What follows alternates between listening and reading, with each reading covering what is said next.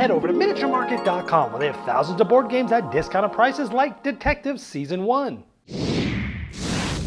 Hello my friends, it's the Game Boy Geek here. Today you're going to be rummaging through clues, questioning witnesses, looking for evidence, looking at databases, and trying to put pieces of a story together to try to solve a crime. Today we're taking a look at Detective Season 1. This is sort of a follow-up or sequel to Detective, a modern crime board game from Portal Games. This is sort of a smaller, more streamlined version of this. Let me show you how this works, and I'll see you on the other side.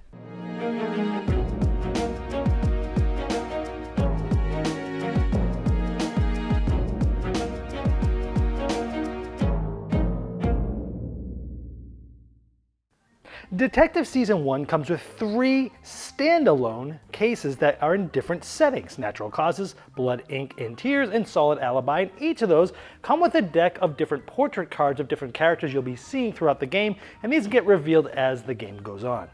And each of these cases lasts between 90 minutes and 2 hours. Now the game comes with this board, and there's a car, and this shows you what locations you're at. It costs you an hour of time to move to different spots. You'll be tracking hours here, different things that you do and different investigations you do, traveling, different cards you read, different things you do will make this time go down, and you have to get your answers by the final report. Once you get down to recap, everyone can basically has their chance to say what they think, who did what's the solution to the case.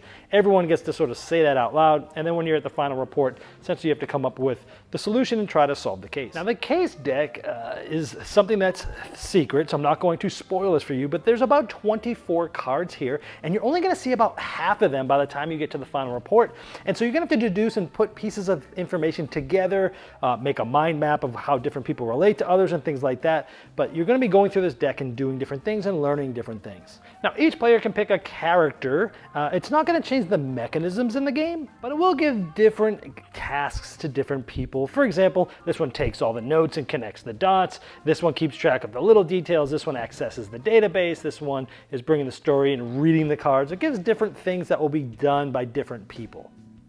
Now I'm purposely not showing you this card, it's a random one from one of the cases, but just to show you that typically there's going to be a lot of things above this. Maybe it's pictures of surveillance, maybe it's a story, things like that. And then sometimes it will have you do things like gain a portrait card. Those are those cards of people I showed you earlier. Maybe it might have you actually be going into the database and reading certain things, certain files and things like that.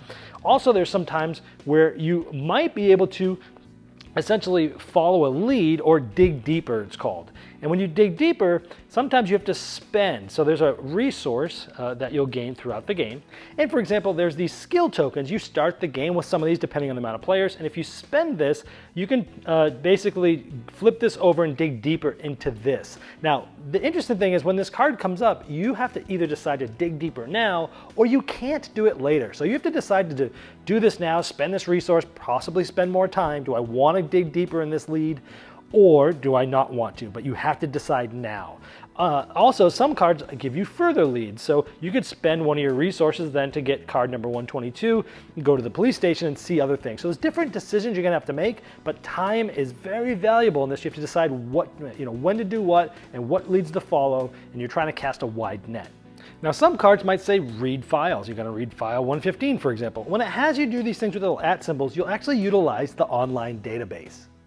So you'll actually go to this database throughout the game. It doesn't cost any time to use it, but sometimes you're looking up names, sometimes file numbers, sometimes questioning numbers, sometimes others.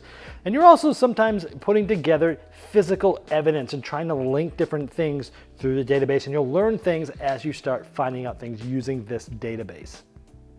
And that's pretty much it. If you finish the case, you'll get a score based on how you answer some questions from the database. And then if you don't do well, you can actually go back and play it again because there's actually different choices you've made throughout the game that you will not see, again, only about half the cards when you play through it. So you might want to try to figure it out and play it again. Now, there are 3 cases, as I mentioned. This one, Natural Causes, is set in Virginia. Case 2, Blood, Ink, and Tears, is in Great Britain. And case 3 is set in my hometown, Boston. And that's pretty much how the game's played. I don't want to show you too much more because, again, this is very a spoiler-y type of game, and I didn't want to do that to you, but all the stuff fits in this nice little box as well. Now, I've only reviewed the original Detective Modern Crime board game in the past. I'll put the link of that below in case you wanted to see that, because I'm going to be comparing this to that quite a bit in this review, because essentially it's the same game but changed a little bit. Now, if you haven't played the original Detective, I'm still going to talk about this as a standalone as well. Let's first talk about the things that I liked about it. The game has streamlined mechanisms. I mean, it's very story driven, it's very mechanism light, it's rule light, and I like that aspect of it, that you get to just dive in and the sort of the story drives what you do, but essentially you're just, going to a location. It's an hour, you move something on the board, and you're reading something, and then you're deciding, well, do we spend the time to dig deeper or not, and what do we do? Which lead do we want to go after next? So mechanically, it's very streamlined, and I like that aspect of the game. It's easy to teach, easy to get people into, teach the rules as you go. You can just put it down on the table and just start playing pretty much immediately, and I like that aspect of this. I think the game has an immersive story writing. I like how it sort of brings things together, has some detailed writing and things like that. I enjoyed it in the original, and I like it in this as well. I like the tough choices of when to decide to dig deeper or not. The rules talk about, hey, go through all your leads at first and then decide when, which ones you're going to go after further, because you need to cast a wide net. But you really got to decide, because time is really tight in this game, and you're only going to see about half of the cards, and you're trying to decide when is the time that I want to dig deeper about this lead. Is it going to lead me down a rabbit hole? Is it going to give me the exact information we need? Things like that. It does make you feel like a detective. I mean, you're going through things like cell phone call logs, right? And you're looking through those and you're going, oh, they called this person once and then that person called back 4 times and they didn't answer. But in the meantime, through all that, they're getting callbacks from other people that they are answering. So it wasn't that they weren't available, they weren't talking to this person. Why? Things like that. You're trying to piece that together with all other information and different media and all sorts of different things. So I like that aspect, that you do feel like a detective.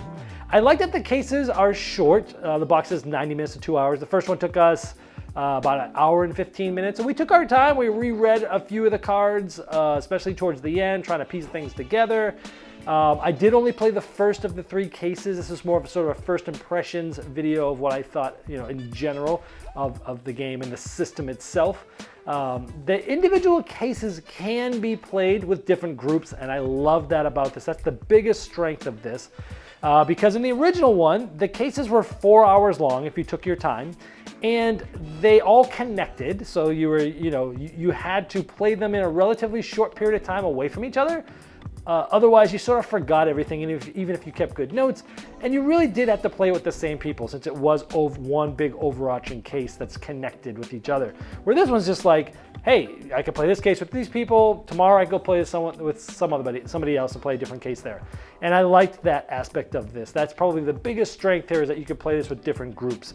It's the main reason why I have never finished the first one, is because we just couldn't get the same group of people together as often.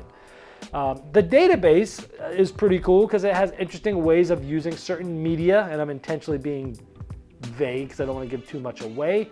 So overall, I enjoyed this game. Let me talk about some of the things that could be improved, I think. Is the game is very tight and it's very hard, and the rules tell you it's going to be hard.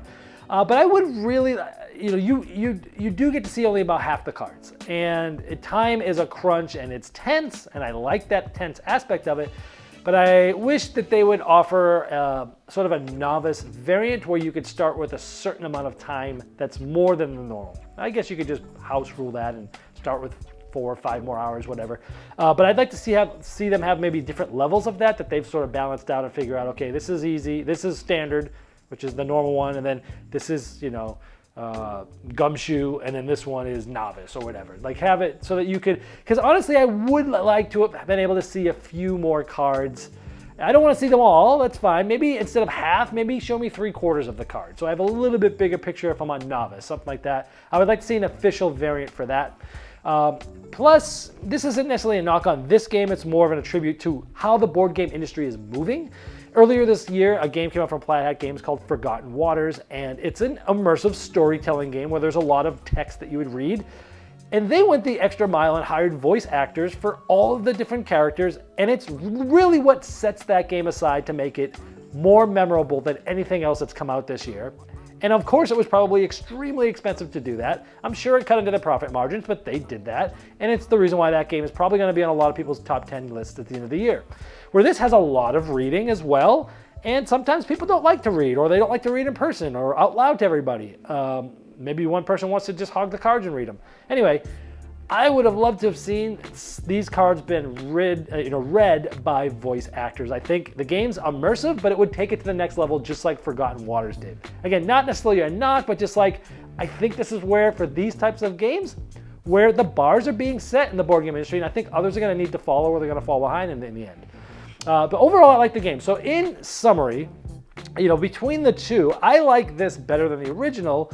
Now, the original was, again, longer, deeper, more things going on, more mechanisms, having cards that you find they show up later, and different cases later on, and stress and different mechanisms, and it was a deeper, more rich experience. But I think that what they took away, I didn't miss, and I think what they changed this to, I like more. So I actually like this better than the original Detective for the reasons I mentioned earlier. Mostly because you could play with different people, and they're I didn't mind the 4-hour length of those actually, because it seemed to fly by, but more so being able to play these cases one-off with different people is the biggest plus here. Some of my friends did not like the original Detective game. They didn't like, they said it felt like work, which it kind of does, but I like that kind of work. A lot of them were like, well, it's just too much reading and too much fluff and not enough real stuff, and I don't agree with that. But if you didn't like the mechanisms and the feel of it, like I was just mentioning some of the people that I played the original game with before, this is not going to make you like it. You're not going to go, oh, well, they've changed this and now I'll like it. But if you liked the original, but you wanted something a little more streamlined, a little bit shorter, a little easier to fit into a night, and to be able to play with different players, I think this is exactly what you'll be looking for. So that's pretty much my summary of Detective Season 1. Lucky Duck Games has launched a brand new online shop and are offering you, my viewers, a special discount. During checkout, use promo code GameBoyGeek10 and you'll save 10% on the price of your games. On the Lucky Ducks game shop, you'll find exciting new releases such as Tang Garden, which I recently reviewed, and the link is below, and It's a Wonderful World, as well as award-winning games like Chronicles of Crime, which is one of my favorite cooperative games of all time, and Vikings Gone Wild. So why not visit LuckyDuckGames.com now and find something new to play?